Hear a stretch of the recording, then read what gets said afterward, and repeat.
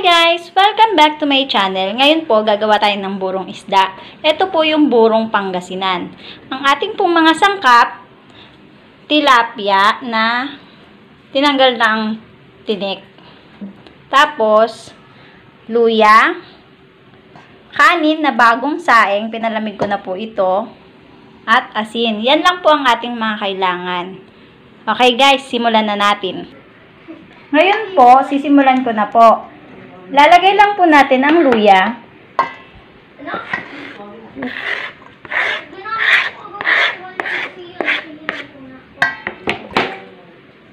Pwede siguro. At maglalagay na po ako ng asin.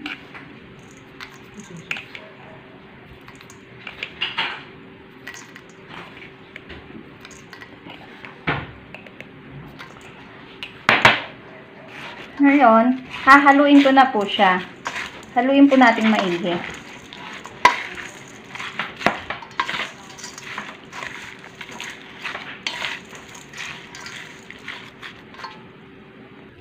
Nagamit po ako ng plastic glove. Hahaluin ko po itong mabuti para mag-combine ng ating mga ingredients.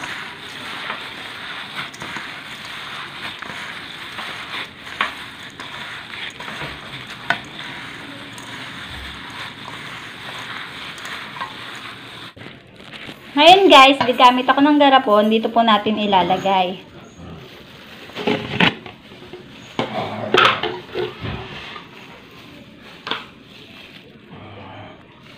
Una, maglalagay muna tayo ng kanin.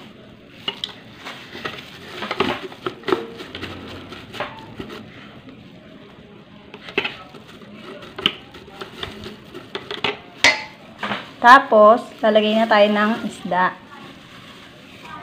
Layer po guys.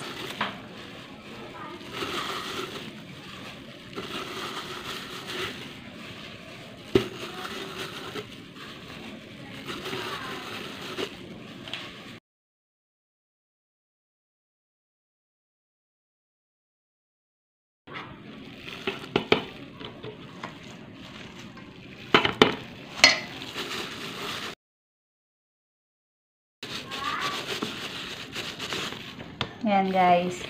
Tapos, isda uli.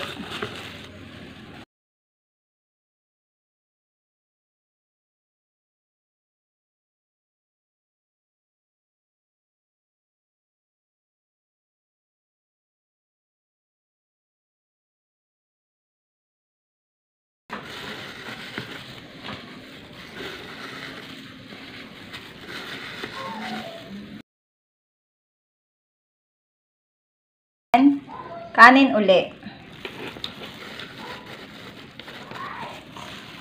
Ulitin lang natin ng ulitin yung layering hanggat sa matapos ito guys.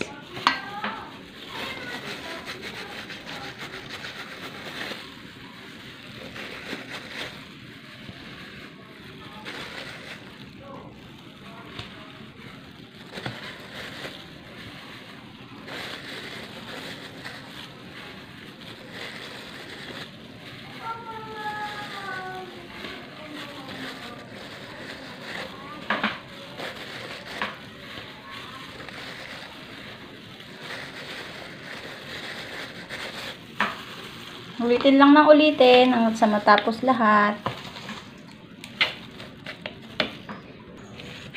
Ayan na po guys, natapos na po natin ang ating layering ng ating buro. Ito na po siya.